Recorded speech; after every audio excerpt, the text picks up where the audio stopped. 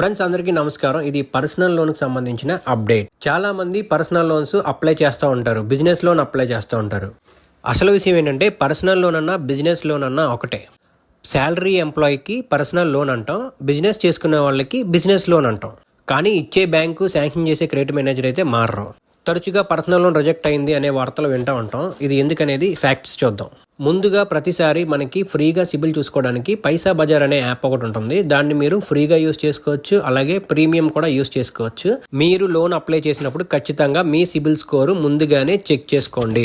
ఎందుకు అంటే మీ సిబిల్లో ఏదైనా ప్రాబ్లం ఉందో లేదో ముందుగా చూసుకొని ఆ తర్వాత దానికి సంబంధించిన డాక్యుమెంట్తో మీరు లోన్ అప్లై చేసుకుంటే మంచిది.